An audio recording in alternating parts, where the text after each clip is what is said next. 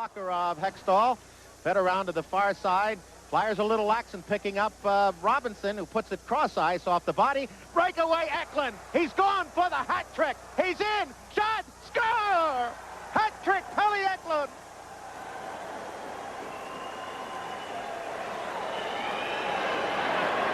That for Philadelphia in their history is their 12th playoff hat trick, and the other one this year, Tim Kerr against the Islanders in the first game of that set.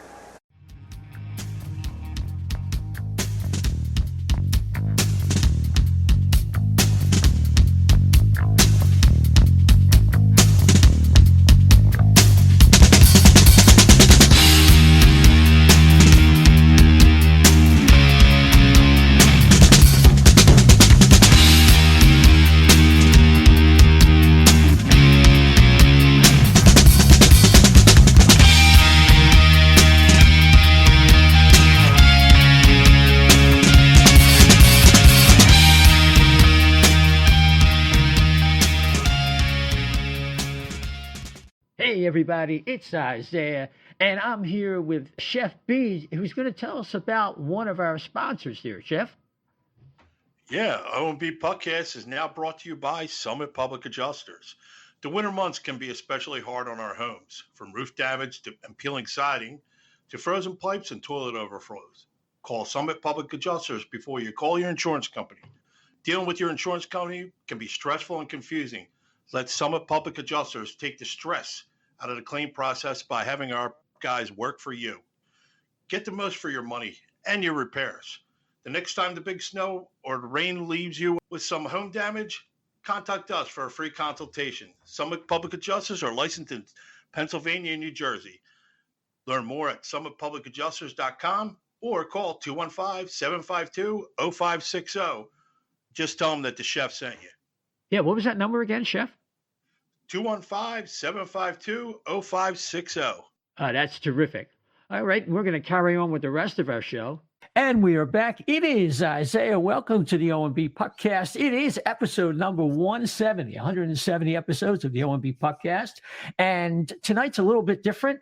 We have some guest panelists. We might see Chef tonight, Dan Silver, is on assignment for his work, as he mentioned on our last episode. So let's introduce our panelists tonight. And he's from Flyers Nitty Gritty. We've had him on the show before.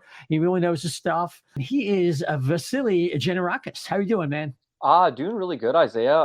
Excited to hop on the show. Thanks for having me. It should be fun, talk some Flyers and kind of see where things are at with this organization, because I'm sure there's, a lot of varying opinions on what's going on with them, right?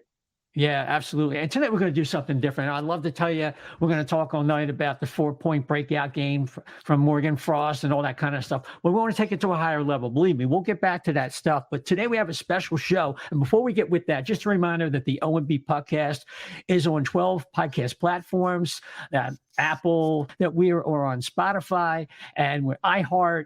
We have a YouTube channel, plug it in. And regardless of your platform, if you could subscribe to the O&B Puckcast, it moves us up the charts when people are looking for Philadelphia Flahr podcasts. And because of that, people like you yourselves, our listens just keep going up, and we really do appreciate it. Of course, on Apple, particularly, or Spotify, if you give us a 5-star rating, we will read it on the show the next time, and we really do appreciate that. Without any further ado, let's bring on our guest. We've had him on before. He's with Hockey Prospect Radio on the NHL Network. He works for EA Sports. He's a guy who really understands this game and prospects and the whole picture. And his name is Shane Malloy. How you doing, man? Doing very well, gentlemen. Thanks for having me on the show. I really appreciate it. And anytime I tweet out what's happening on my show on Hockey Prospect Radio, you guys always retweet it. So I always appreciate that. I want to bring that up. Fantastic. And it's a great show. I mean, it's just the passion that comes through, and all these years. I mean, I followed you, and you were on with Russ Comer for all those years. It's just great. I still remember back in the day writing down everything you and Russ would say, like your different picks. I would write them down side by side, and so it's great. It's great stuff. And if you love the game of hockey, then you know exactly what I'm talking about. But tonight we're going to break down the Philadelphia Flyers because the Flyers have only won 2 of their last 16 games or something like that. They're 12-5 or something. It's crazy, and we know what kind of season this is. And we've talked in the past about the great divide between what you're hearing from John Tortorella and what you get followed up with by Chuck Fletcher. And it makes you think there's just a disparity here. And it has to be resolved because the front office management is concerned with people in the seats, but they're also seeing that over a 10-year period, we're in the worst era of Flyers hockey ever, in terms of the level of play and the consistency of mediocrity, or in this case, even worse. And we want to get to the heart of why we've come to this point after a 10-year period. And Shane, I want you to take it away. And we're going to kind of do this in 4 different segments. And one of the things that's come up a lot is team identity. But it's not just team identity from what John Tortorella handles on the bench. It's also the organizational identity and what that means, what goes into that. Well, it's really interesting that you say that. And you look at, I didn't grow up a Philadelphia Flyers fan. I'm not from Philadelphia, although I love the city and the fans are crazy. And they're probably the best sports fans in the United States. What you look at from the Philadelphia Flyers from afar, I always knew what a Philadelphia Flyer fan was and what the Flyers were. I always knew. And that was because of Ed Schneider. And because he set the tone of what the identity of the organization was. And in sports, different from a regular Fortune 500 company, like Procter & Gamble, it's a different organizational identity. In sports, it's a legacy identity so that it gets passed on and that the stakeholders have an emotional investment in what the identity is. And the challenge is when you have a long-standing identity like the Flyers had that was established by Mr. Schneider, and when you get an ownership change and a direction, sometimes that message gets skewed and it starts to deviate. And then that's where you start to see the fans and the advertisers and the stakeholders get nervous and they get frustrated and they get angry because anytime you change your messaging from what it originally is, it'll tell the audience 2 things. 1, you don't have a very strong belief system, or 2, you're lying to me. Which one is it? Right? And when you have an investment, and it's an investment in nostalgia, as a fan or a stakeholder of the Philadelphia Flyers, never, ever mess with nostalgia, of somebody's nostalgia, because it's so deeply rooted in their person, in their brain. It's so deeply rooted that when that does get altered or it gets deviated or it gets messed with, it affects people negatively to the core, because it's part of your identification as a Flyers fan. This is who we are. You're like, the Philadelphia Flyers are hardworking, they're great teammates, they're passionate. That's what the identity of the Flyers are. If anything ever happens to one of our people, we're coming to back you up. We're going to take care of you. Anybody in our community, that's who the Philadelphia Flyers are. If I say what the Flyers are, that's it. And I'm not part of it, but I identify and understand it from a distance. And that's what, the Flyers fans, they're more mad about that than the losing, is because they see the Flyers not being the Flyers. So when you have that disparity of communication, I think John Tortorella understands what the Flyers are, right? The Broad Street Bullies days are over, but that core of belief systems is still in place, and he gets it. And anytime you have a difference between when you have management or the coaching staff or other people in the organization on the business side, and not everybody is speaking from the same core values, anytime you have a legacy identity, every piece of communication has to come from those core values. Because if you don't, everybody gets upset, because then they don't they don't know what they believe anymore.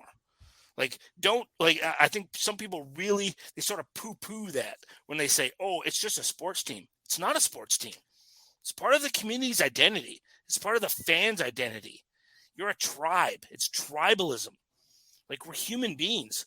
We are really not as sophisticated as we think we are. So it's really important that everybody's on the same page when it comes to messaging. And I think John Tortorella really understands, and I think there's a bit of a disconnect when management speaks about the organization.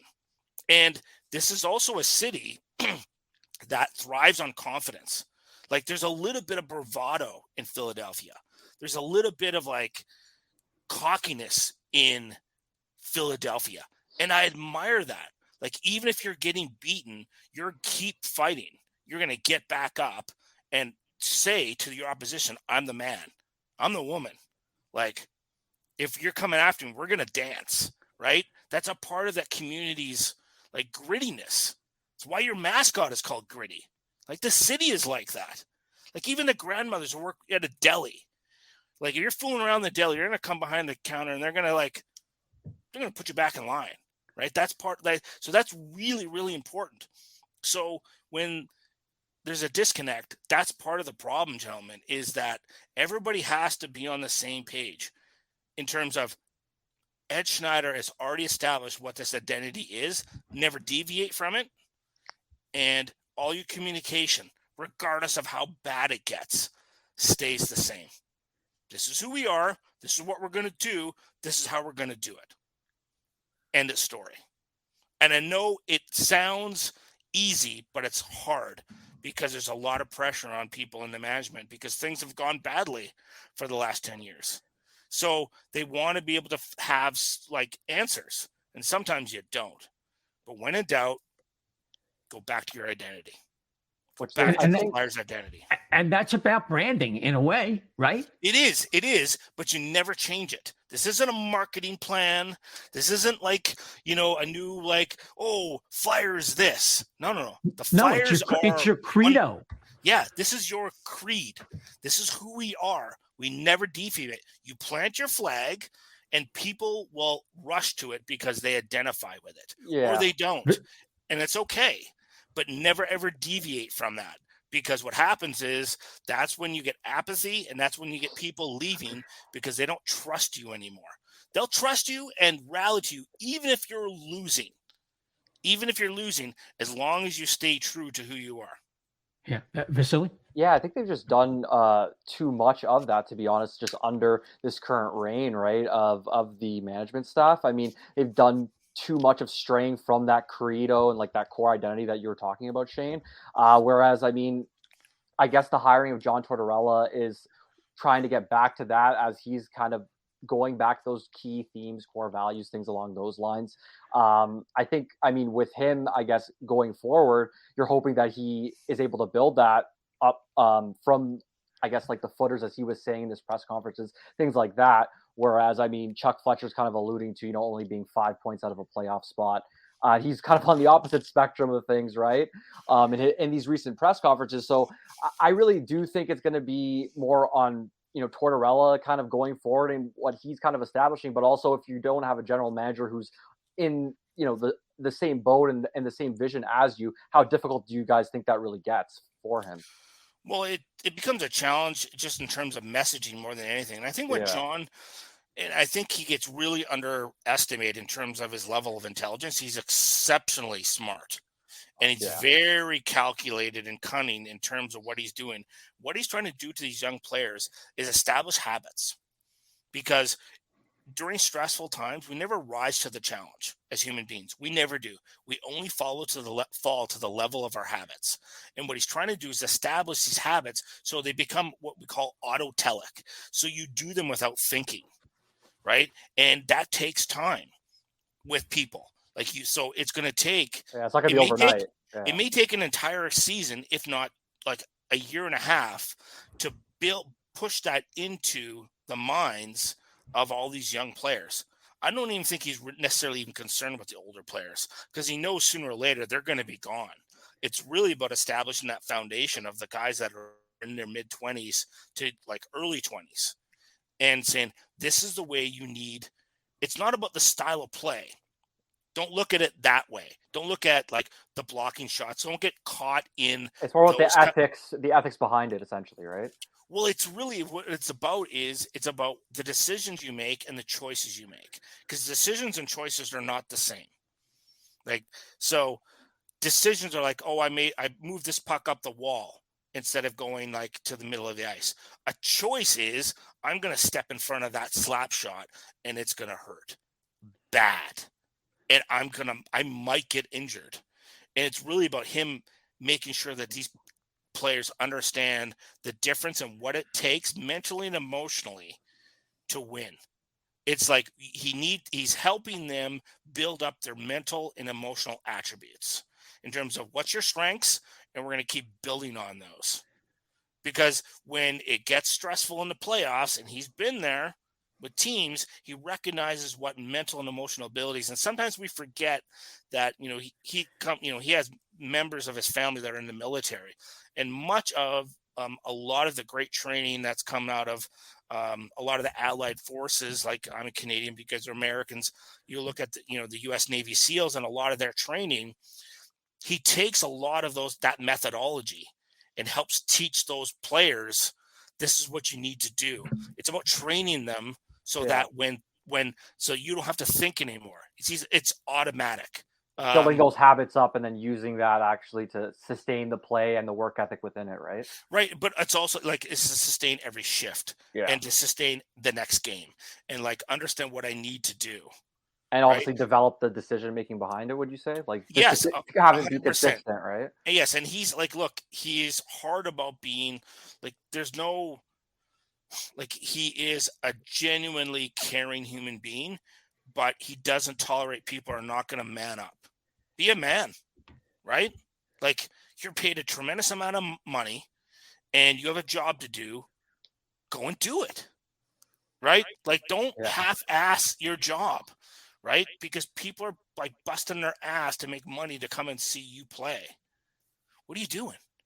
Right? Like, I, as a player, would thrive under John Tortorella. He reminds me of my grandfather. They're very, very similar. Right? So I get him. I would say same similarity. Reminds me of my grandfather too, actually. Right. But also he's been brought up in that type of mentality. And it has a tremendous amount of value. And I know some people think he's the wrong person, maybe the right coach at the wrong time. I don't think so, because I would be looking 3 and 4 years down the road of what he's going to establish in a foundation for these young players. Yeah, I think it's important to be honest. Forget the old players, because I think a lot of it with the Flyers, at least with their younger guys, and I mean you could speak to this, Isaiah, for sure, is at least coming up the last couple of years, their development really has stagnated. Like with guys like a Provorov, Konechny, things like that, where they came up, looking like they're going to be these star players, and then it stagnates, and they kind of find themselves back to that level at this point under Tortorella. I don't know if that's a coincidence or not, but I think that's a really key thing for the Flyers to kind of ensure that their development gets back on track, because it's really set them in a bad way these past couple of years, right? I'm also curious, to move the conversation into the narratives that are like in Philadelphia, like that rebuild versus retool, right? Yes. Those words of what that really means. It gets into a lot of semantics. Right. And so like from an outside perspective, and then having conversations with people in the Philadelphia organization, but also having conversations with people outside, I'm fortunate to have access to, many people throughout different organizations in the NHL, because I've been around for longer than I probably like to admit in this industry. But when I look at the organization as a whole, I look at, what they have in their, they're in their NHL organization. I look what's in the farm system in the American League. I look what they have in terms of prospects, and a retool to me would be, it's a 2-year turnaround, right? Like to get back into the playoffs. That's what that word would mean to me, is we have some younger players that need a little bit of time, another year and a half. And we're going to be able to go into free agency. We're going to make some trades. We're going to augment this this roster, and we're going to be a playoff team. That's what retool means to me. So when I hear management talk about the retool, that's what I think of. I don't think that's even plausible under the, like, currently what's happening. And look, I know Chuck and I know Brent Flahr. I think they're really good people.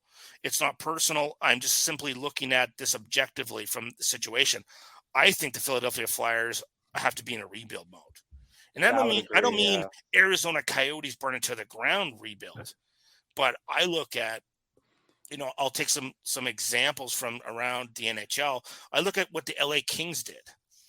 They won their Stanley Cups, and they, priced themselves, like they overpaid a few guys, and they recognized, okay, this is unsustainable. We're going to move some players out, and we got to draft. We got to just keep drafting. Yeah, and they obviously kept a couple of guys around, which I'm assuming you could do that if they're the right guys, right? Right, and then they kept around 3 or 4 core players.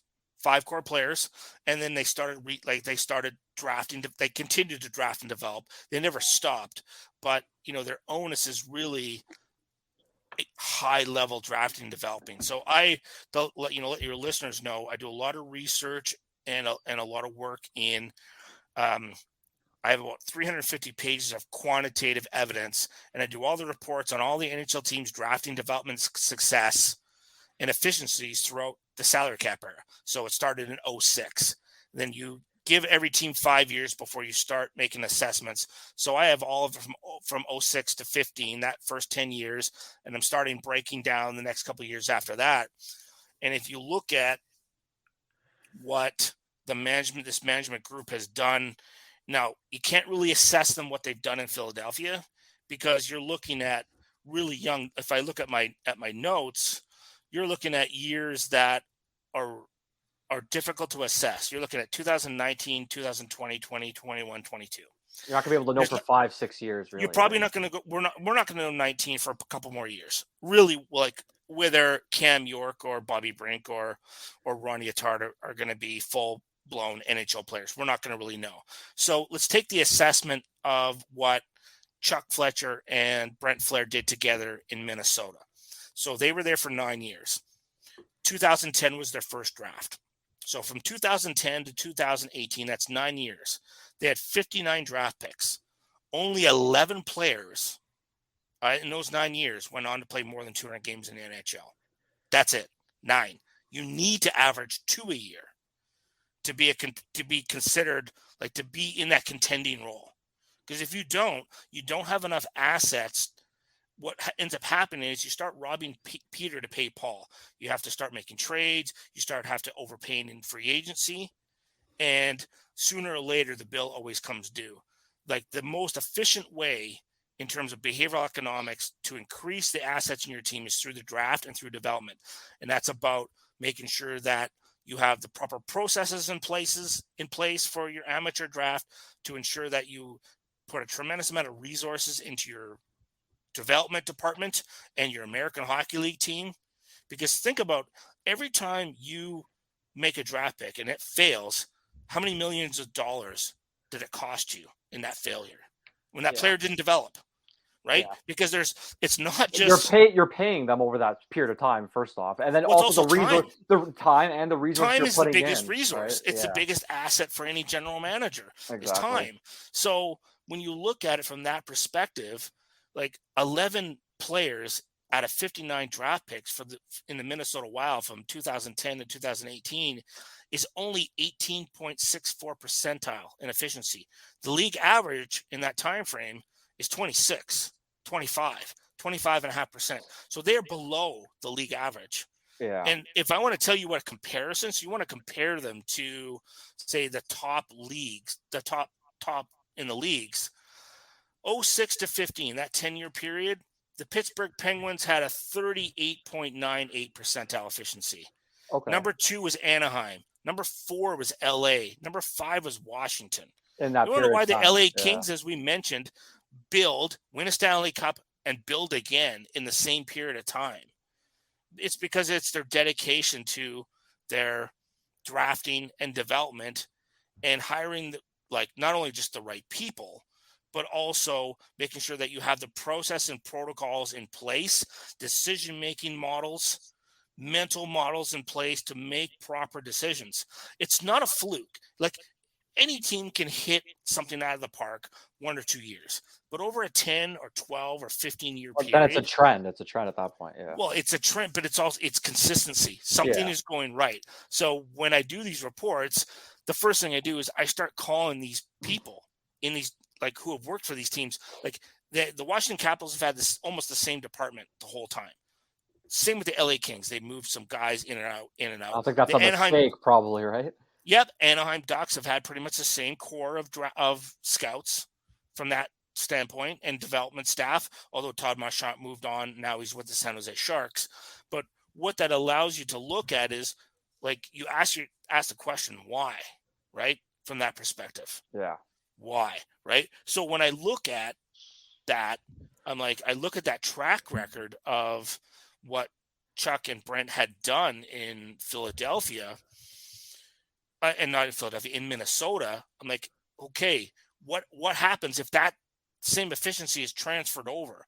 And I'm not like, look, you have different scouts in Philadelphia. You have a different player development department. You have a different, like, AHL coaching staff. So it's the variables have changed, but how they make decisions and what they prioritize and whatever decision-making models they use probably hasn't changed, because they're just bringing it over from Minnesota. I mean, I think that's a fair assessment. So the question is, is it a rebuild? Is it a retool? And I'm not sure they know, to be honest with you. Well, why not? What? Like, I don't understand. Why don't you know? Like, look at like obviously they've been super bad. So I mean, technically rebuild if you look at the standings, right? But realistically, the decision makings and what they've done with their draft picks assets, it looks like they're trying to do the opposite, but it isn't really working for them. Right. Let me just weigh in here. Sure. I think there is a battle right now. Management's kind of moved to the point where they're straddling the fence. We went from, January, where Dave Scott, the president of Comcast hockey operations for the Flyers, comes out and said, we're going to do an aggressive retool with a blank checkbook or something like that. Aggressive retool is the messaging. Right. It made no sense then. It certainly makes even less sense now. Then they go out and re-signed Ristolainen, passing up the opportunity to get a first-round draft pick, which would have been there. And they tie themselves up this way, and they get 2 years of Tony DeAngelo, and they trade, 2 seconds, 2 seconds and a third? 2 seconds and a third, a fourth, yeah. Right. Plus the $5 million to sign him. Plus the extra $500,000 it would cost, right, in extra salary. And then if you would have kept Ghost, he's an unrestricted free agent at the end of this year, and you open up salary cap room. Think about all the draft picks you would have kept versus giving away for those two guys that aren't really helping you, right? Now, so look, what is that devolved into? I just want to finish. Let me finish this point. It devolved into a situation where the coach is talking and sounding a lot like Shane, and you have Chuck Fletcher, like Vasili said earlier, saying the same day, like about an hour later, coming out, or not even that, coming out and say, well, rebuild. I said it's a different kind of word. We see ourselves as only 5 games or 5 points out of a playoff spot, and this is like about 10 days ago. And it's the smoker in Philadelphia is that Chuck Fletcher is kind of losing his grip, and he's always having these conversations with Dave Scott. But at the end of the day, I mean, you don't see Gritty anymore. You see John Tortorella is the voice and the face of the Philadelphia Flyers right now. And I think because they just hired him, I think they're kind of moving in this direction. But Shane, you pick that back up with that kind of backdrop. Well, I look at it this way. To be an aggressive retool, you would have to be in a position like the LA Kings were 2 years ago.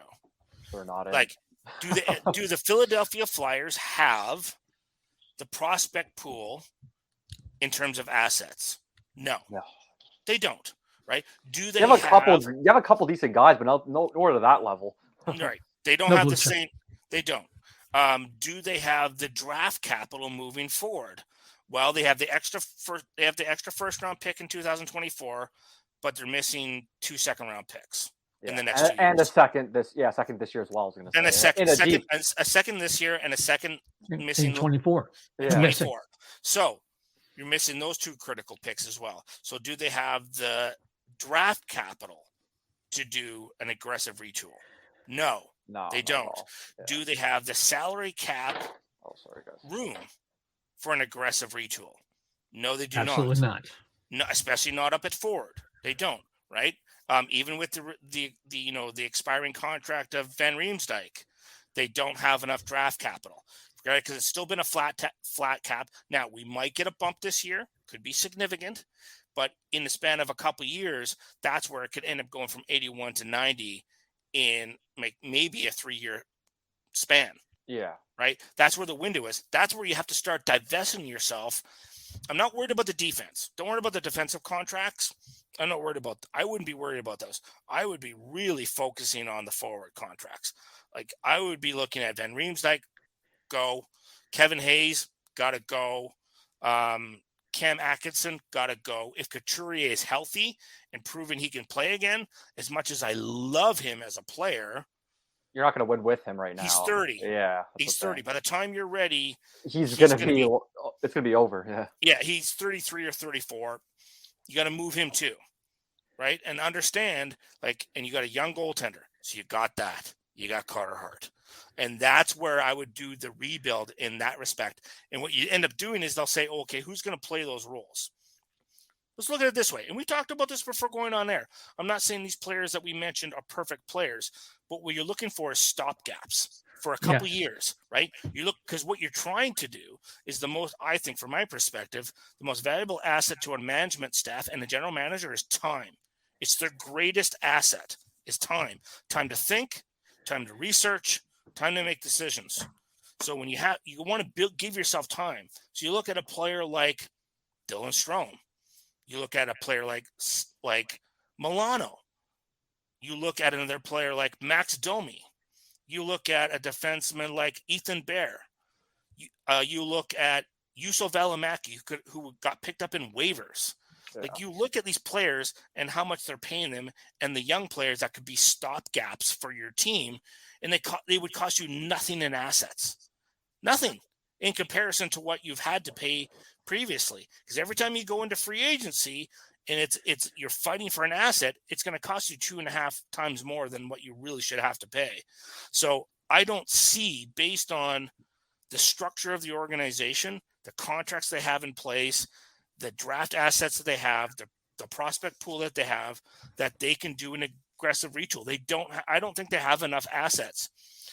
The only team that I have seen in the salary cap era who's been able to overcome not having a very good prospect, having a terrible prospect pool, having a terrible draft record, is the Colorado Avalanche. They're the only team who has traded themselves and free agent themselves into a Stanley Cup winner. I give that management group a tremendous amount of credit because they had nothing to work with, and they won almost every one of their trades. So Craig Billington and Chris McFarland and, Joe Sakic and that pro scouting group did a remarkable job. But you have to win every trade to be able to pull that off. And the likelihood of that, the probability of that, I deal in probability every day. It's so low that it's not a strategy and a tactic that you should follow. And if you look at the Flyers GM and their track records with trades, I don't think that they're on the same level as those guys you mentioned. So not even close. Yeah. Well, no, in terms of they make decisions, and I understand why they I think I have a pretty good understanding of why they made the decisions they did. It's just I think they overvalued and overcompensated, thinking that certain prospects were going to turn out. Yeah, I think they made a mistake in terms of when they should have kind of used their assets to do something. About 2 years ago at the trade deadline, they added Nate Thompson, Derek Grant. Instead of adding those guys, maybe that was the time to add a couple pieces with your assets, but they didn't. Well, the other thing is I look at is no one really looks back you look at what Chris Pryor had left this regime in terms of prospect pool. Collectively, I made phone calls before coming on our show just to make sure that I wasn't out in left field. I really wasn't out in left field. I went and talked to a bunch of people and I said, okay, based on this time frame, what did you think of the Philadelphia Flyers prospect pool? And they said, every one of them said it was good. And I go, what do you mean by good? Because there's different definitions of good. Yeah. Give me out of 10. They go, no, that's an 8. They're an 8. Like, there were some really good players there that did not develop. So you look at and I know everybody dumps on Rubstoff, but you look at the Rubstoff draft, right? And I didn't like I know Chris Pryor, great guy. I didn't always agree with every draft pick that he had, and he's open to those conversations. He's great about that. But we both thought Rubstoff was going to be probably a third-line player. But Chuck and Brent and the rest of the management staff, when they came in, that was that draft class. That was their first year pro. They just turned 20. So whose responsibility is it to develop those players? It would That's be their the current, regime's responsibility. exactly. The current regime is Right. taking over. So there. you look at that draft and the four drafts after that, and and you look at all those players that they inherited, 20, 19, 18-year-olds, how many of them turned into NHL players compared to what they should have? Yeah, so slim amount, what happened is you probably lost 4 players, maybe 5, but probably 4. When you don't have those 4 players in your organization as NHL assets, it forces you to go out and pay assets to replace that. So you're paying additional assets to make up for it, not only in salary cap room, but either in other players or other draft picks to make up for your deficiency in your development. So that makes me ask the question, okay, why did that happen? What's going on? What's going on in terms of their development models? Because they seem to have pretty smart people that work there. What's going on with their American League coaching staff?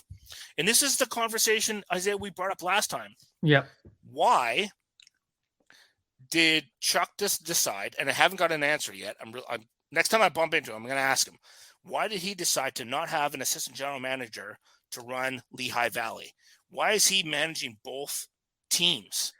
No other team does I that. was told that Brent Flahr is actually considered the assistant, the general manager. That's what someone told me. No, but he is assistant general manager, but one of his primary jobs is to go out and do the amateur draft. You can't be responsible for the amateur draft and manage the pro scouting department and run the AHL team. It's too much. It's too much stuff on one guy's plate. It's impossible. Right? Yeah. I think an NHL team should have minimum 3 assistant general managers, minimum. And then you can kind of divvy that up, right? You have to. One of them has to run the amateur and pro staff. One of them has to run the American League. One of them has to be run and be managed the salary cap, contract negotiations, and manage a research and development department, not an analytics department. We could get into that. Yeah, I use analytics every day, but I could go off about teams hiring more analytics people. I think it's a colossal waste of money and resources. Well, they have a whole, I mean, just as an example, you go to the Department of Defense, they have a separate department called DARPA, and that's the research and development arm of the DoD. So it's kind of every Fortune 500 company, and that's what the Philadelphia Flyers are. They're a Fortune 500 company. Every one of them has a research and development department who they hire people with different disciplines and different expertise in a variety of different areas, not one singular myopic discipline, which is analytics inside mathematics. Just to let your viewers know, I'm working on my PhD, and the theory I'm using is in mathematics as well. And trust me, I'm not the smartest guy in the room. I've met some really smart people, incredibly geniuses that are not educated. So you don't have to be smart to be, you don't have to be educated to be an intelligent person. But what my point is about treating the organization like a Fortune 500 company, because that's what they are. That's what they are. So how can you manage properly if you don't have the people in place? That's what I thought was going to happen when Daniel Briere was hired. Yeah, I was going to ask that. I thought he was going to be the assistant GM to run Lehigh Valley, to take that off the plate of Chuck and Brent. And that really kind of hasn't happened yet. And I've only talked to Daniel a few times. What are you hearing? I heard that he's a very intelligent person. The word on the street, he's the heir apparent. in some respects. Yeah. I think that would be a lot to put on his plate to make him a general manager at this time. I think it's important to go through these different roles and be an assistant GM and take on a role like running Lehigh for a few years before you would consider taking a GM role. Well, it's almost like the experience is needed to kind of be more successful. Obviously, Well, you could do it at the minor league level. You could do it at the NHL level. You need to be able to you need to be able to be the boss and make mistakes and learn and like alter tactics, alter processes, really dive into your research, like really understand the root cause of trying to solve the right problems and then bring in people into the American Hockey League management group that understand cognitive performance management, understand human development, understand kinesiology, like start hiring people that have PhD level, have practical experience in those fields, bring them in to help. And there's some organizations like I would look at the New Jersey Devils of what they're doing. Go take a look at their most recent hires in the last year of what they're building there. And that's what you want that you're chasing that. Like, look at the human development department of who they've hired. These people, they're exceptional. Well, and that's a product that because they're the same owners of the 76ers. Right. And they went through the whole process and they learned from that. You can do certain things in the NBA, but in the NHL, you see how they've gone about their business. And it was just a matter of time. I didn't think they were going to hit the ground running quite the way they have. But when you have the level of player and you're getting a hit rate, now you can tell me how good their hit rate is in terms of drafting and things like that. But it's not a shock. And they don't even have the best goaltending. It just goes to show you that an abundance of prospects like that. There's a lot there. When you dedicate time and resources to development, human development, because we are taking 18-year-old players and trying to turn them into 23-year-old men. And that 5-year window is critical for success. You have to get them within that time period. There's a reason why, both of you probably heard the models out there is like the 200 plus games and draft plus 5. Yeah. That was my model. I built that. 2006, I started putting it out into TSN and Sportsnet 2007, 2008. And it was built from the 5+ years is based on human brain development. So for a male, the human brain, the frontal lobe, higher decision-making and reasoning, doesn't really finish developing till you're about 24. It's why car insurance companies drop their rates at 25. It's not like it's based on science. It's because prior to that, you're more inconsistent in terms of your decision-making and your rationality at that age. Basically, we've all been there. Under the age of 25, we're pretty much hairless monkeys, running around doing crazy things. And these players are no different. So you have to understand they're going to be consistently inconsistent. So when John Tortorella said it's a young, dumb league, now, I wouldn't have said it that way, but he's not wrong. He's not wrong. And it's not necessarily, right? It's not dumb. It's that their brain hasn't finished developing yet. You have to be able to help them establish these habits first. So what he's trying to do is with these habit building is that it creates new neurons in these young men's brains. And then the more you do it, it builds a film around it called myelin. And then that actually, it's the first thing that you think of when you're in that stressful situation because you've built a highway. This habit in your brain. And that's how your brain functions. So he recognizes that. It's not the term I would have used, but he was completely accurate. So when you're building a player development department, these are the people you want to bring. You want to bring in experts in these fields. Because think about how many millions of dollars are you wasting, right? If you have to go sign a free agent for $7 million when you could have developed them for less than $500,000 a year, assets in, assets out. Yeah, it was the same conversation. I've had 4 conversations or more with assistant GMs talking about building R&D departments in NHL teams.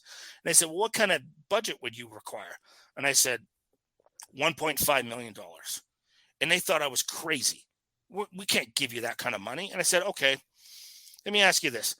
What's your sunk cost for your roster by the end of the year? And then they didn't understand what I meant.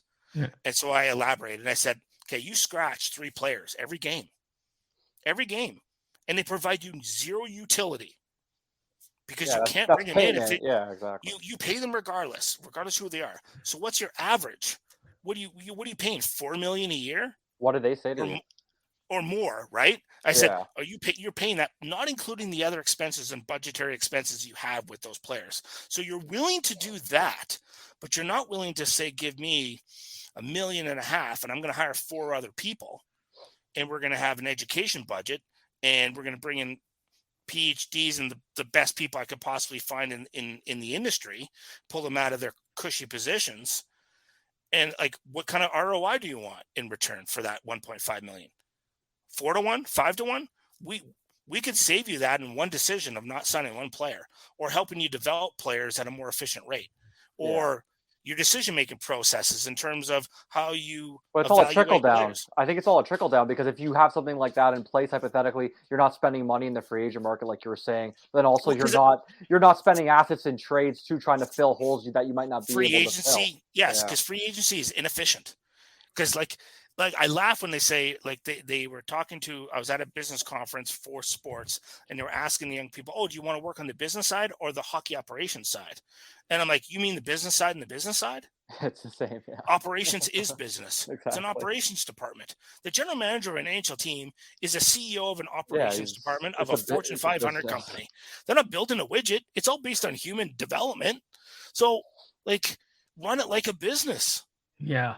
Well, that's the thing we're worried about. I mean, getting, to the core of what's going to happen here is, like, if we have a fork in the road, and it looks like it's possible sometime maybe in January, the Flyers could be at a decision point where they might say, we're going to give this opportunity to Danny. Here's what I'm afraid of. They're going to move on from Chuck Fletcher, and they're going to make Daniel Briere the general manager, but then they're going to kick Chuck Fletcher up to, he'll still be president of operations. And it doesn't make a lot of sense. Yeah, exactly. What changes? It's the same person. It's not going to provide the change. No, what it does, it just puts the spotlight on Briere if things don't go right. And you still have Chuck there. Basically. Well, and then what's your strategy and your tactics moving forward? Are you doing more an of the same, most retool, likely, or are you doing a rebuild? Yeah. Well, because what ends up happening, you end up becoming something like the Buffalo Sabres or the Edmonton Oilers, who went through 10 years or more of futility, right? That's what's happening with Vancouver. Like, and they're trying to, like, get themselves underneath 7 or 8 years of futility. And it will continue, because the longer you put off, like, drafting and developing at an elite level, top 5 in the league, the longer it's going to take you to rebuild and retool, because there isn't enough mechanisms in the CBA to make up for it. They don't exist. I have, like, the CBA, a binder. I go through it. Like, I'm piling through it all the time. Like, I can't find enough efficient mechanisms. Free agency is not efficient. Like, I saw a study, and I can't give the person credit because I don't remember off the top of my head, but in their study, they said approximately 21% of the signings in free agency were efficient. 79% were not. Right? It's a very high number. That sounds about right. And in trades, when you are in a position of weakness, this all comes down to, do you understand how to negotiate? Like, I've been an entrepreneur for 20 years. I actually had to go back and take more training on negotiating, because I negotiated all my contracts, everything. So I end up going back and paying a dump load of money to Harvard University to go and do my master's certificate in contract negotiation, because there's such a higher level of negotiating. And if you don't understand how to do that effectively, you just get caught. Like, people are going to take advantage of you, and it's like, you're robbing Peter to pay Paul, and robbing Peter to pay Paul. And after a while, sooner or later, the bill always comes due. You can't keep borrowing against the future. You can't, it just doesn't work in the salary cap era. It doesn't work. So what is your RX right now? Because I think I outlined a scenario that probably is going to come true with Briere and Fletcher, and I could be wrong about that part of it. Something like that happen. So are you asking me, say, if I'm Dave Scott, what I would do? Yes, yes. If I'm Dave Scott, I would look at it this way. I think Daniel Briere is a tremendous asset. We don't want to lose him. I personally don't have enough information to say whether or not he would be an effective GM right now. But based on the experience, it's probably fair to say no, right? You probably would put him in a position that he'd be swimming upstream a lot. But he's very talented, so don't lose talent. So if I was in that position, I want to surround Briere with people so he could be like nurtured. Give him a position that he can bite into and he's going to love. So I would look at on the market who has had the most success as assistant GMs. Who are the most successful assistant general managers in the league? Who have been the best? Who have been on the franchise with the best? So let's look at look at that. So off the top of my head, you could look at Ross Mahoney from the Washington Capitals. You could look at Martin Madden from the Anaheim Ducks. You could look at Mike Fuda, who was with the LA Kings. Mm-hmm. You could look at Mark Yannetti from the LA Kings. You're not going to get, that person is not available. So, I mean, if you look at those, but you look at the success rate of those people that I've mentioned, if you look at the draft and development efficiencies and the asset management, all those three teams that I mentioned, they're all in the top 5 in the salary cap era. That's what what the Flyers want to emulate, right? Right. But here's one of the things that gets mistaken. I think people say, we're going to hire this new GM. Well, the GM isn't going to come in with a magic wand and change everything. I look at who is he bringing with him? Who are his lieutenants? So if, say, for instance, we'll do a hypothetical. Who's the most easy available of that group? Would be Mike Fuda, because he's not working for a team. So say, for instance, hypothetically, Chuck has moved on. They bring in Mike Fuda. So who is Mike going to bring in? He's probably going to want his right-hand man out of LA, Mark Yannetti. He's probably going to go after a guy like, say, Randy Sexton, who worked for the Pittsburgh Penguins when they won all their cups and were the most efficient drafting development team in the salary cap era. Were like more than double of what Minnesota's efficiency was. So you could bring him in as well. You keep Briere, have Briere run the American League franchise. Like, you had to surround yourself with more lieutenants, right? I would consider Von Karpen from the Vegas Golden Knights, maybe one of the smartest people I've ever met in hockey. There's a good chance he's a genius. Like, there are people out there that you could go get to help build around. You can't have this small staff that Philadelphia has. It's crazy. And I think you seriously have to consider bringing in another assistant general manager to manage the salary cap and do the contract negotiations, and somebody who can manage an R&D department and then build an actual R&D department that has a human performance department inside of it, and give them a budget of $1.5 million or $2 million to go hire PhD level individuals who have research experience and have practical experience in industry, and treat the organization like it's a Fortune 500 company, and give the GM the resources to make good decisions. But I would I'm not advocating for somebody to lose their job, but if that ends up happening, don't lose Briere. Put him in a position where he's going to manage his own team. I'd have him manage Lehigh. And that's sort of like, if I was Dave Scott, that's what I would do. I'd knock on the league's door and ask them for their thoughts of who do you think? And then go and hire a couple people to do the research for him. Don't just pick up the phone and go, this guy's great, or this guy was my buddy. Can't make hires like that. Go find out and have somebody do the research and say, who are actually the best assistant general managers in the league, who've had the most success in the salary cap era, not prior to salary cap era, because it's a different management. It's different. It's a different world. Who are the best in the last 15 years? I've actually mentioned most of them already. Right. But really do the research. And spend the money to do the research. And what happens with the old guard, the advisors, even recent hires like Mike OConnell, who was with LA for a while? Mike OConnell. Keep him. Okay. And there's a reason why. Okay. If Dean wants to stay, keep him 100%. Keep Mike O'Connell, and I'll tell you why. Mike O'Connell would be a great mentor. I'm a big believer in mentors because if his success in development in LA, he was the top development guy in LA through all their Stanley Cup winning years. I would actually ask if Mike O'Connell would like to mentor Daniel Briere and help him with the whole decision-making processes and everything in like Lehigh Valley, and go, Mike, would you be willing to do that? And give him whatever he wants in terms of salary. Just give it to him, because you can't pay enough for mentorship.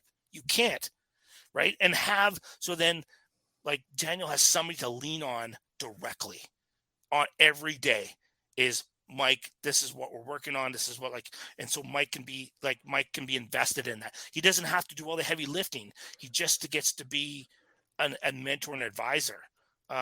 There's guys like Les Jackson, who works for Florida, who worked for Dallas forever and has won Stanley Cups. There's guys like Rick Dudley. There are guys out there who are now in their early 70s who don't want to do all the heavy lifting, but have done almost every job in the NHL. Yeah, I believe O'Connell's a senior advisor with the Flash, so I kind of wonder what he's doing for them there in that role. But if I was in Philadelphia, he would be my number one guy in terms of, okay, let's take a long, hard look at our development department and what we're doing. And Mike, let's break it down to the studs. Let's rip it right down. Not in terms of firing people, just strip it down. Let's see what the process is like. Yeah. And let's rebuild it, because you have a guy who has all that experience and proven track record of winning. He has success with the Kings, obviously. Yeah. Obviously, right? And so did Lombardi, but also the guys that I mentioned in terms of Mike Fudo or Mark Yannetti and Randy Sexton's, excellent success in Pittsburgh. This is how good Pittsburgh was. From 2011 to 2015, they had 11 draft picks in the first 3 rounds in those 5 years. How many of them do you think played more than 200 games in the NHL out of those 11? 9. I'll say 8. 11. All of them. That's hilarious. They hit 100. No team's ever done that. Yeah, that's crazy. I actually went and that's not a fluke, though. You know what I mean? I went and redid. I thought it was wrong. I was Jesus, do I not know how to add properly? I had to go back, and it was accurate. So I started making phone calls.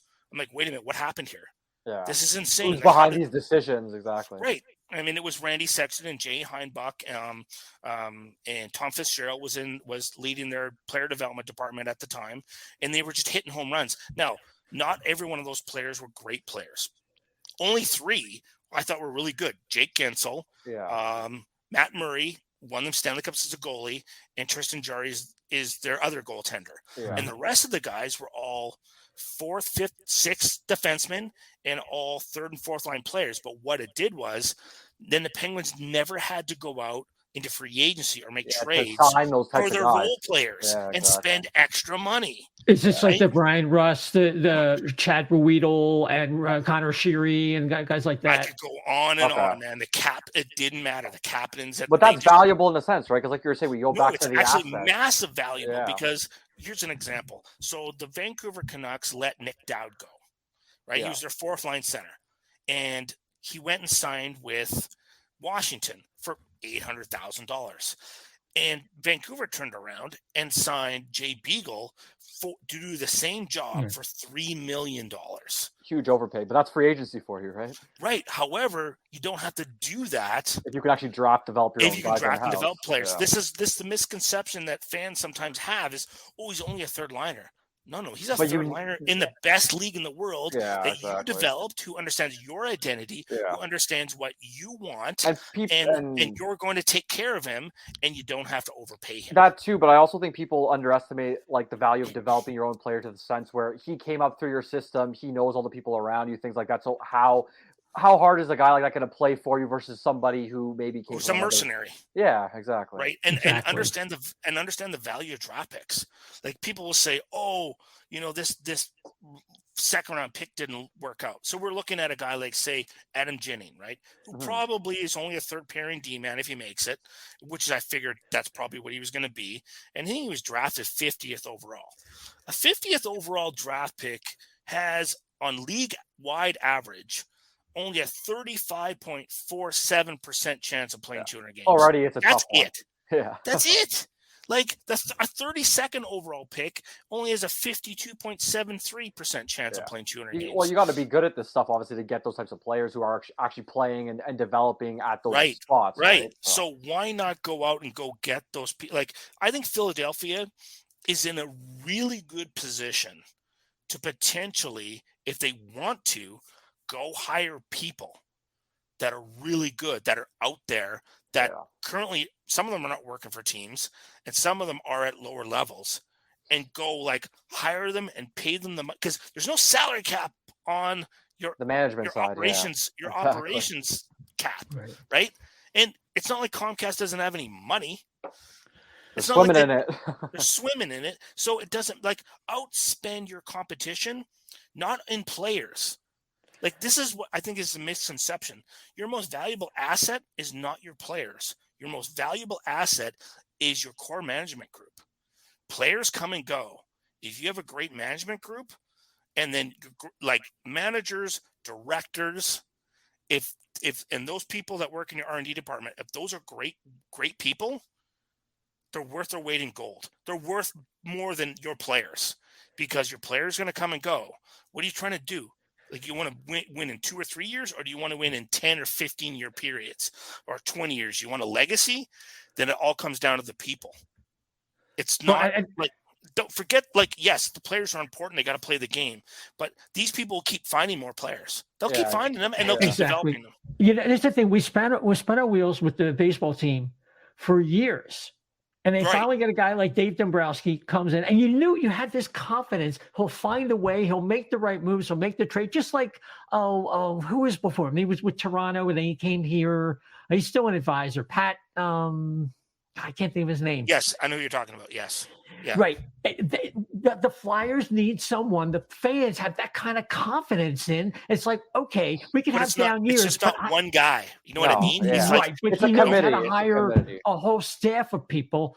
Right. And that even will outlast him, that could, take over. Well, it's also about, it's like, you got to hire good, like, the GM can't come in and wave a magic wand. You're going to have to, like, it's a process, right? Exactly. Right. What I'm curious always is like a GM gets hired. I'm like, oh, that's interesting. Who are they bringing in?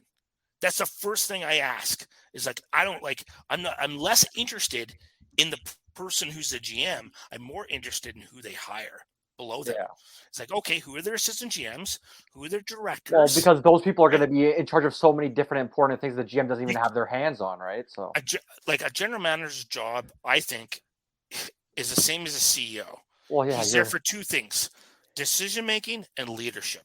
Yeah, exactly. That's it. But the rest of it, you're usually branching out to other individuals to do. You should be. Exactly. Like, and that's where I think you should have a minimum. But I'm not sure if the Flyers are doing that. And I think that's a lot of the root of the problem. No, because they're not. Because they don't even have an assistant GM in Lehigh Valley. That's what I mean. Currently not doing that. It's a conversation when I bump into Chuck. I'll probably see him at the World Juniors. I suspect he'll come out and catch some games. Like, and these are questions I asked all kinds of GMs. So I'm not painting him into a corner at all. Exactly. Like, I'm curious about how management. Well, they're valid questions, because that's what's happening. Right. I'm like, wait a minute. Right? Like if you are a CEO of a Fortune 500 company, where is your COO of? Yeah, exactly. The American League. If that person isn't in place, people are going to be asking questions in those companies. But it doesn't seem like that's happening with the Flyers, which I think is a big problem, to be honest. Yeah. By the way, that was Pat Gillick was the guy. Pat Gillick. That's Pat Gillick. Excellent job. And it's not just him; it's the underlings and who is going to succeed him, and everybody coming together collaboratively. But I mean, there does have to be a leader. I mean, and there is no such person right now for the Flyers, and we don't have faith in that. And I think if they make the move that the scenario that I portrayed earlier comes true, I think they're just the same old mishmash. Spinning the wheels, yeah. And I think I would like to see, like, you don't want to lose a talented person like Briere. Like, he cut his teeth with Maine in the ECHL. Right. And I really thought his first assignment was going to be run the American League team, was to run Lehigh. Like, I just didn't, like, I expected it. I called Russ Cohen. And I said, so I guess Breer's going to run Lehigh. And he's like, nope. I'm like, I don't understand. He's like, that's not his role from my understanding. I'm like, well, my first question is always why. I'm a why person, but what's why? the point? Like, exactly. doesn't that make sense? No, but doesn't that make sense? It does. Wasn't that that was a lateral move to move up into to run. It's almost like you're getting him ready, right, for that NHL gig eventually. Well, absolutely, right? Like, I think you need to be an assistant general manager for a considerable amount of time. Yeah. So it's that a lot of pressure. It's pressure is one thing, but you want to be able to go through the process enough times and be able to and be able to bring in the people that you want. Yeah. And be able to learn as you're moving forward. No one's ever ready for these positions. But, you make sure that you've done enough preparation ahead of time. You have something to lean on. You have the experiences, the things to draw from, which you would have gathered. You have to draw from your practical experience. You got to draw from any academic experience you've had. But, I mean, he would have gathered that, let's say, if he would have had that Lehigh position, whereas without it, I mean, if you're thrusting him into the GM role, I mean, he's not getting those same things, I don't think, right? Well, it also depends. The first question I ask is not the fact, say, hypothetically, one day Breer becomes the general manager in Philadelphia. My first question is, okay, who are your lieutenants? Yeah. Who are your 3 assistant general managers? And you should have 3. I think you should have 3, like minimum. And then, okay, who are your directors of each of those departments? Are you building an R&D department? Who are your directors there? Like, that's who I want to know. Like, are you building the human performance department as well that is integrated with the research development department? Like, who is managing that department? Which PhD did you hire to run that department?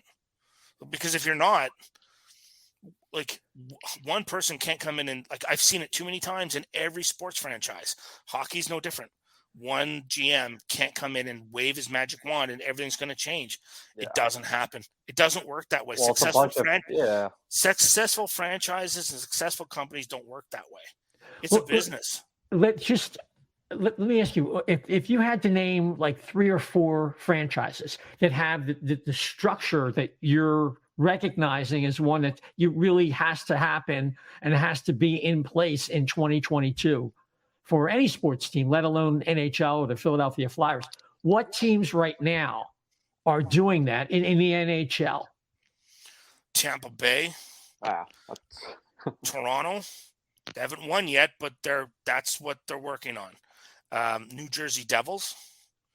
I think the LA Kings, for the most part, are like do a lot of it. I'm interested on Seattle. What do you think about them? I don't know yet. Okay.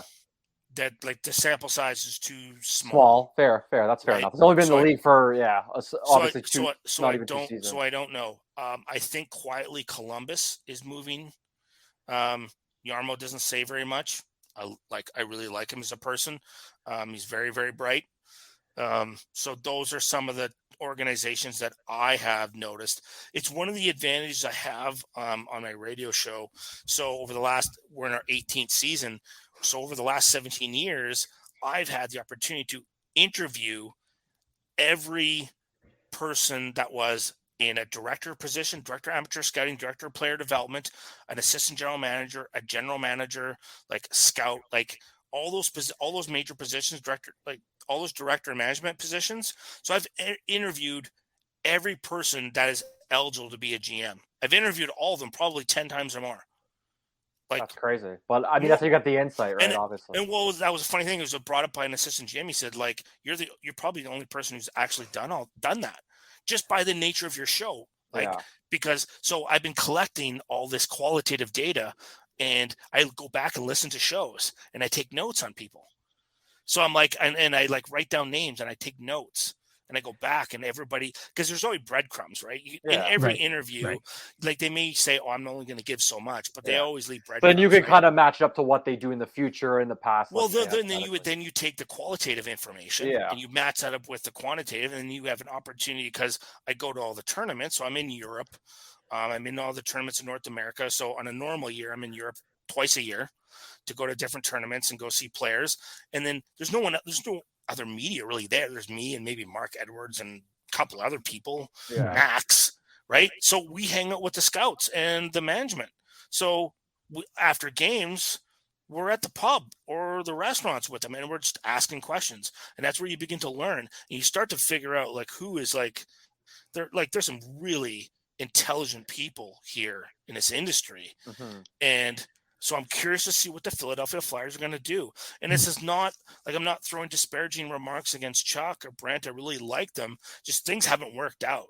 Yeah. And for me, I look at the Philadelphia Flyers as a case study. This is a business case study. Yeah. So I'm really interested in, okay, what happened here? Why? Right? And then start to strip the layers back and start to figure out, okay, what happened? And then what needs to be done in the future? What are the best business practices?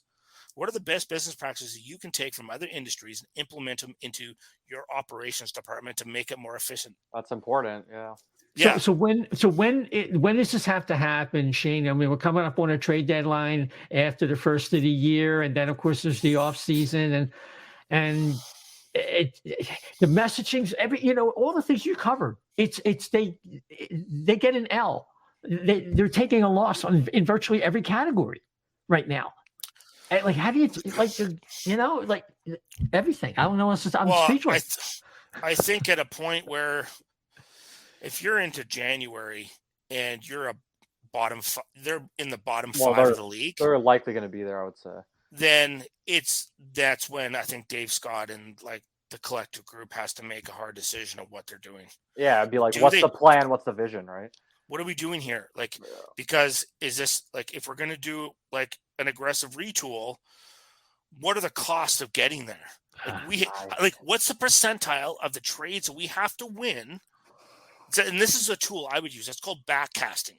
So you create a goal, long-term goal, right? Say 5 years down the road, right? Or even 3.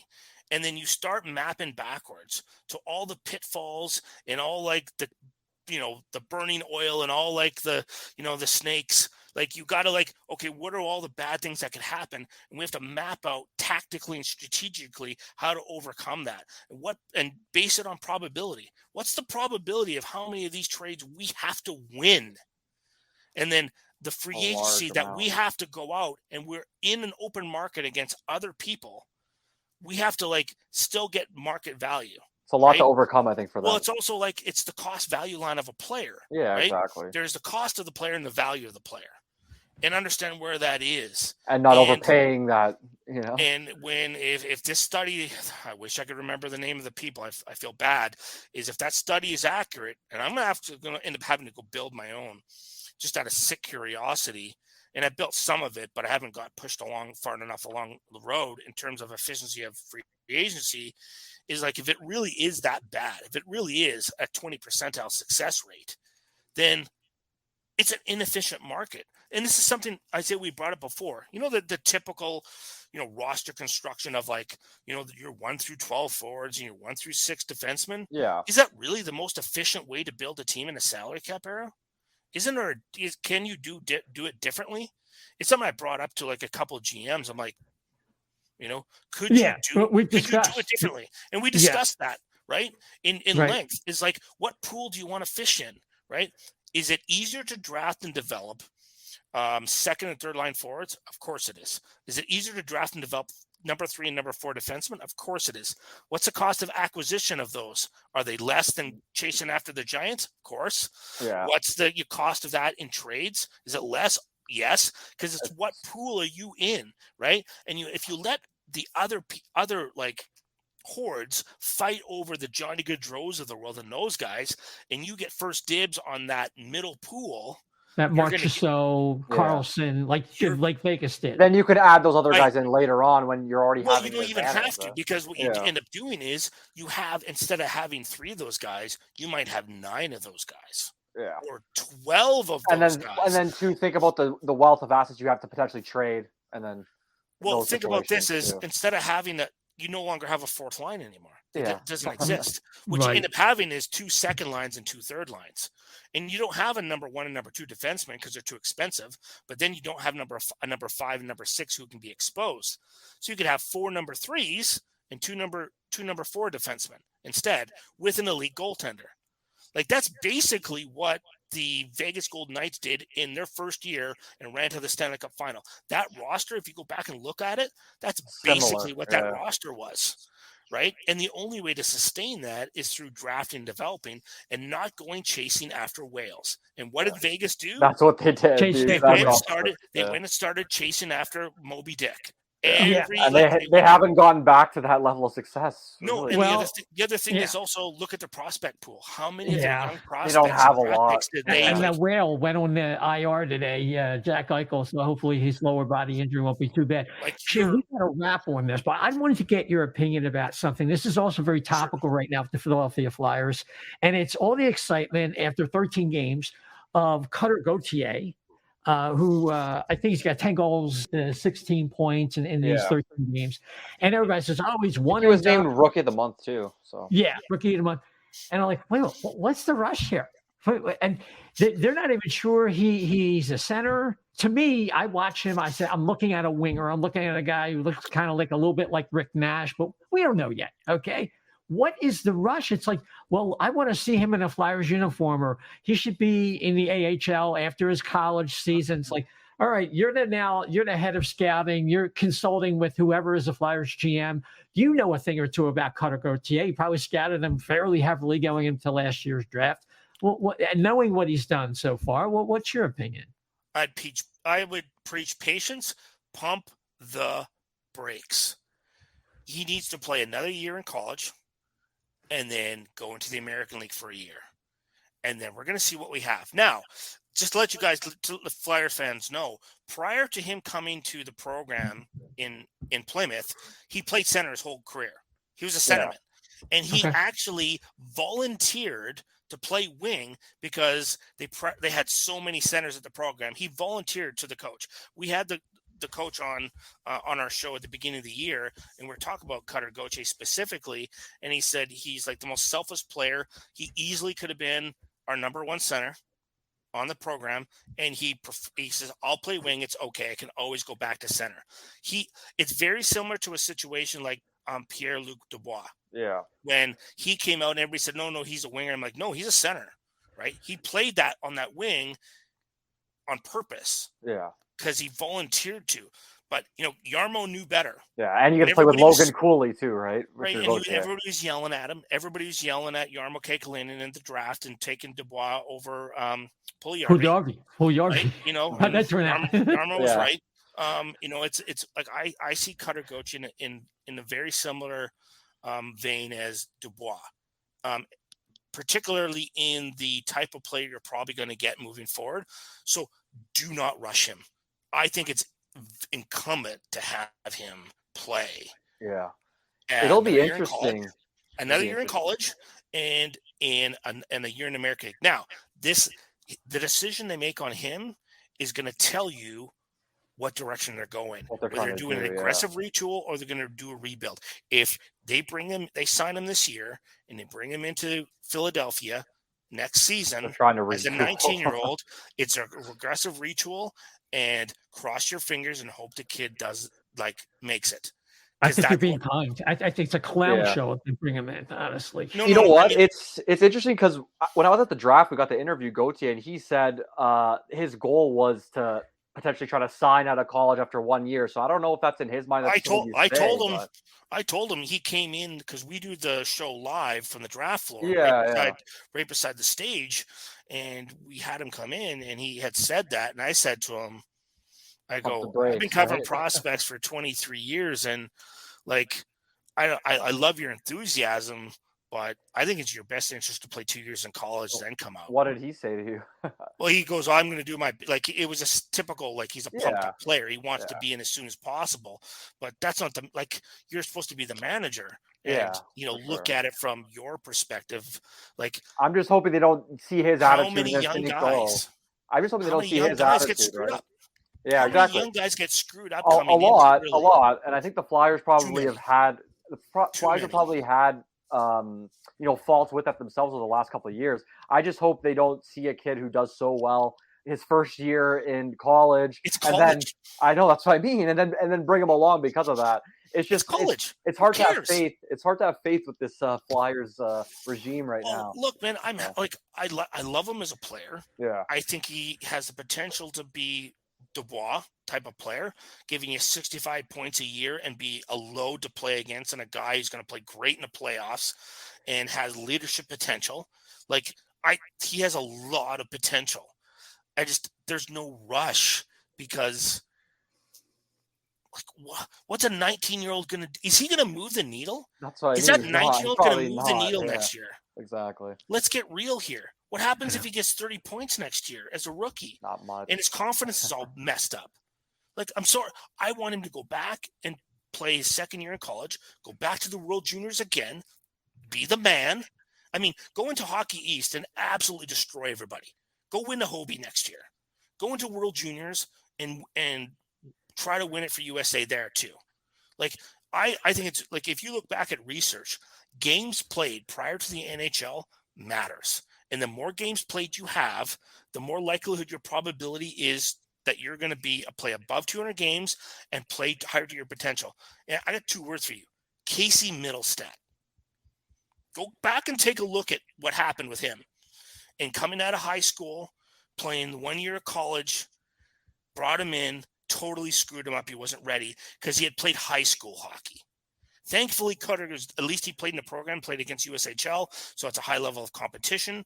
But you got to have 4 years minimum before you jump into the American Hockey League. The American Hockey League is a meat grinder. Yeah. It's a meat grinder. These players don't give a crap that you were a 5th overall pick. They're going to pound the crap out of you. They're not there to like, oh, you're going to be the next man. No, they're going to like punch you in the face and cross-check you in the head. They don't care. It's not a place for a 19-year-old. It's not. Like, don't do it. Like, I've seen too many failures.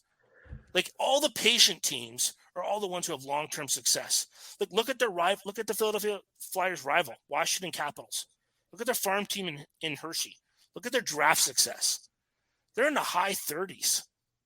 Like, they're doubling teams in terms of efficiency. It's not a fluke. They don't rush guys. Right. Like, unless you're an plan, Ovechkin, right? Yeah. unless you're an Ovechkin, forget about Which it. is rare.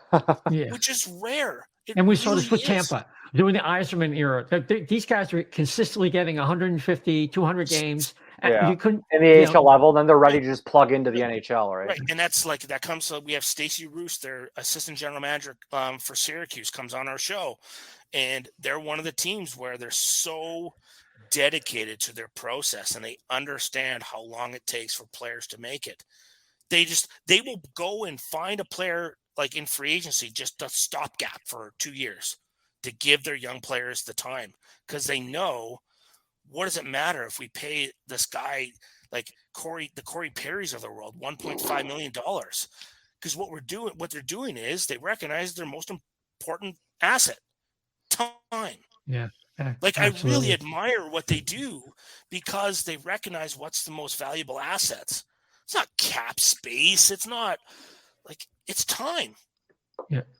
Right. Like, so to me, I find it like the industry is fun to sit back and evaluate and watch and write case studies and do research, because you start to learn and you ask questions and get behind the scenes.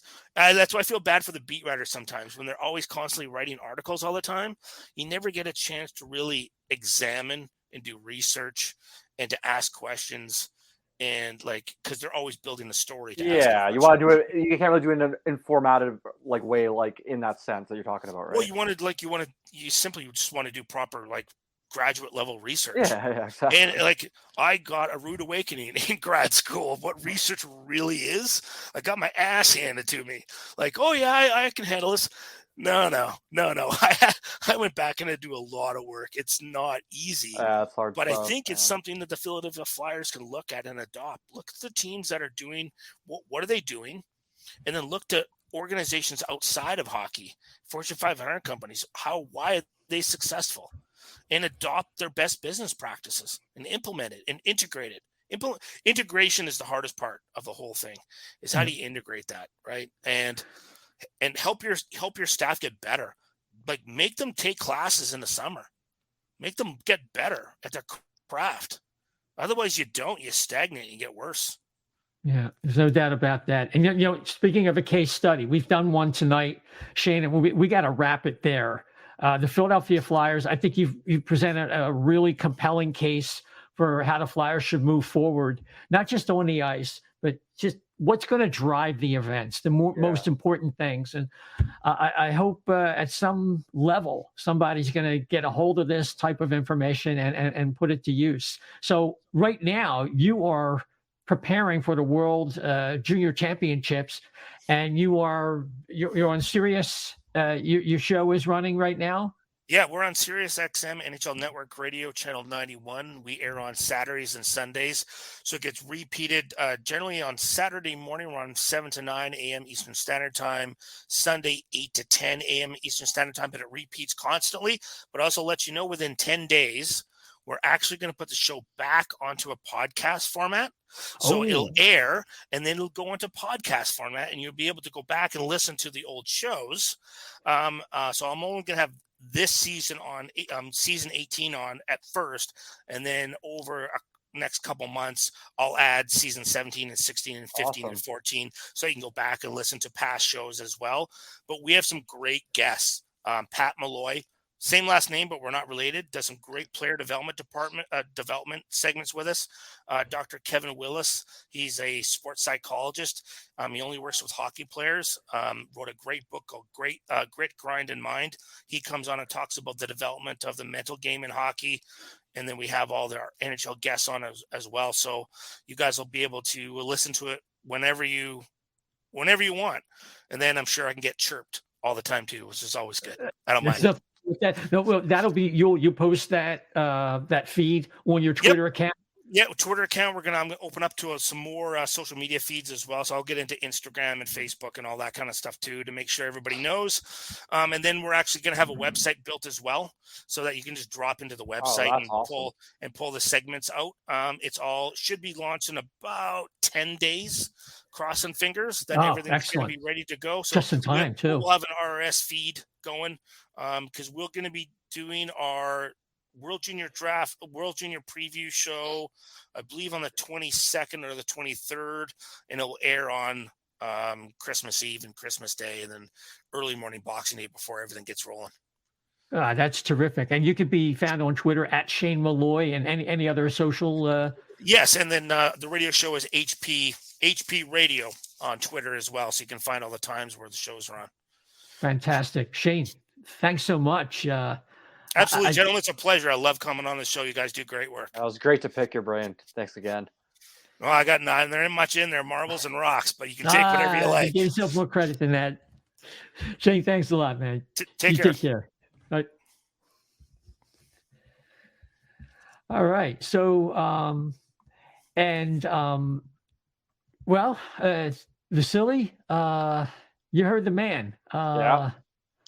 It was a different kind of show tonight. Yeah, and definitely. I just thought it was time for us to kind of take a look back. I mean, a lot of things are going on right now. Cam York is up right now. Oh, yeah. And Zamula is down, which I think was the right move. York's played well. And of course, at the 4-point explosion from Morgan Frost, what that means, we don't know, going forward. It's one game, right? So we got to it's one game, but before we go, I just want to get your final thoughts about anything that's topical right now or what Shane referred to and what we talked about most of the night. Yeah, sure. I just think for the Flyers in general, they're in an interesting state, right? Like they have a lot of younger guys that you're kind of looking at and thinking, well, is this going to be players that are a part of the future? And is this really going to be a place where they're going to be able to develop and become those guys the Flyers are drafting them to be? I think that's kind of like leans into what Shane was talking about. Personally, for me, I think there is some guys that you look to and you see elements from them this season that are younger on the team where you look and say, they can use those guys and build upon their skills moving forward, like a York, like a Tippett, potentially a Frost, maybe. I mean, you got to see what plays out there. But for me, like you got certain pieces like York, a Tippett, a Hart, some younger guys that you can look towards and say, okay, these are guys we want to obviously keep around. But who's going to be in place, going forward besides them? I think that's where the real, the real toughness lies, right? Because you're going to have to look at, okay, who do we have in-house that we've drafted already that we can try to develop? And, who are we going to bring in the future, obviously, and who's going to be the regime that's there to do that? Because you had, Chuck Fletcher and his staff with some of these guys developing them as they came along, and it didn't really work out. So I'm just kind of interested to see, where it goes from there, and if they do, decide to move on from Fletcher and Flahr, because if you look at what they've done so far, I don't know if it really bodes well for success moving forward in developing those young guys that you kind of need to hit on to be successful going forward. I don't know if you had any final thoughts there, Isaiah, on that, but. Well, I think it's an imperative at this point, especially given the divide between Tortorella and his narrative and Chuck Fletcher kind of hanging on to, where we're at in the playoff spot. It's farcical, actually. To me, it's time for Chuck Fletcher to leave. He's a nice guy. He seems like somebody I'd have a great conversation with about a lot of different things, including hockey, but I don't want him running my hockey team. And it's time for him to leave. And I would let go of as many people as necessary and hire the right people. And I agree with Shane also. I would not necessarily just, give the job to Danny Briere because, he's a wonderkind. He's the new guy who's going to magically change everything. Because as Shane outlined, and I think very accurately, because I've watched this game for 50 plus years. Yeah. One guy can do a lot, can move a lot, but he has to delegate properly. And to do so, you have to have more experience than Danny Briere has. Yeah, and exactly. I agree. He's only had that experience in the ECHL, right? You want to see obviously more. And what's he doing now? It sounds like he's just another consultant. He just has a little bit more, cred because he's Danny Briere and he's a talent and he's someone who has they don't want to lose. That's fine, but there has to be a pecking order. I would. As he talked about, I would try to get some of these people like Fuda. I don't think Iannetti's ever going to leave LA, but LA, something of that ilk, someone of that ilk, and try to make a change because it really begins there. And I would try to, if I were Brian Roberts, I would get Dave Scott out of there, and I would get somebody to run that operation. And it's all top down, right? In a sense. When certain things are going wrong at the top, then you see it trickle down to the ice, which is kind of what's happened to the Flyers, obviously. Yeah. I'm interested too. Just one name to throw up kind of before you end here. I'm not sure what's going to happen in Toronto with the Leafs. There's a lot of pressure. Kyle Dubas, his contract's up. If someone like him becomes available, I don't know if that's something the Flyers look into potentially if they're making moves, but I think it's something you'd be interested in for sure. Well. I haven't really been knocked out by his moves. He's another wonderkind. In a lot of ways, Briere could become another. Could be, yeah. But he's not even as experienced as that. And to what you say is necessarily kind of highlights the fact that of Briere's lack of experience. Because he's not even Dubas. And I don't know if I'm necessarily impressed by Dubas. And he's backed up by an organization that has a structure that is in line with what a lot of successful teams are doing right now. So we'll have to see. But the only thing I would say is I would be willing to trade one of the Flyers defensemen. I like some of the people they have in line. If they have a center problem that they need to address, and if they don't have a clear-cut number one defenseman, so a Provorov or a Sanheim is necessary to get even a high-end level second center. Because you don't know what you're getting from Couturier, and that could be a chasm. If you have a chasm in center, you don't win anything. Yeah, not in this league. You need at least 3 solid centers. I don't know if the Flyers even have one at this point. That's like if you look at the lineup realistically, and we've talked about it on Getting Gritty with it all the time. They probably don't have 2 centers that are even anywhere in a top 6 in majority of teams' lineups. Oh. So how are you gonna really build a winning team on the ice without something like that, right? Center depth is key in the NHL, along with defensive depth. So you already have the depth of defense. Why not subtract from there to try to add to the center? Yeah, right. I don't want to get third line center, but if I can get at least a higher end C, I'd be willing to move Provorov. I was going back and forth with somebody about. I suggested to DB last week on our show, Byfield. If they want Provorov that bad, then it's going to cost you Byfield. But then someone got back to me and said, well, Byfield's not only going to be a 2C. Well, what kind of 2C? I mean, because you have a depleted Couturier. That's one thing you can count on. You can't bank on Couturier at this point. At all. Yeah. Let alone whether if he does come back.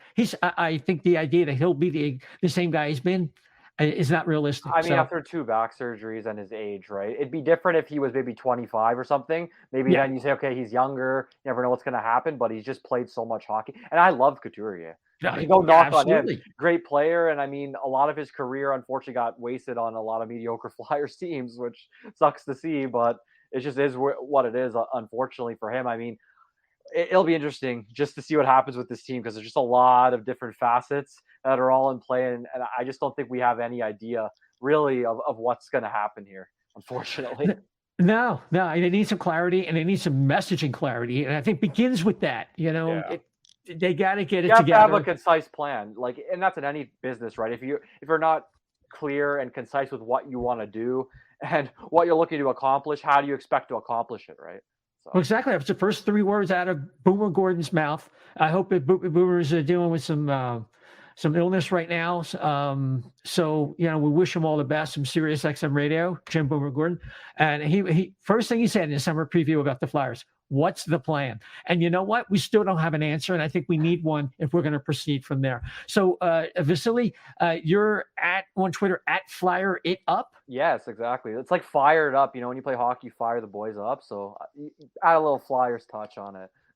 No, nothing wrong with that. And catch you on Getting Gritty with It podcast for Flyers Nitty Gritty. Yeah, exactly. And then writing for Flyers Nitty Gritty as well. I usually have an article once every week. So I was actually planning on writing something tonight too. So we might have something up for you guys to read as you listen to this. So check out Flyers Nitty Gritty for that, guys. And thanks. I mean, for everybody just supporting all the podcasts, everybody who writes on the site and things like that. We really appreciate it. We appreciate you guys. And so, so we'll leave it there. You can catch me at Isaiah, ISAIAH _520. Isaiah, don't forget the _520.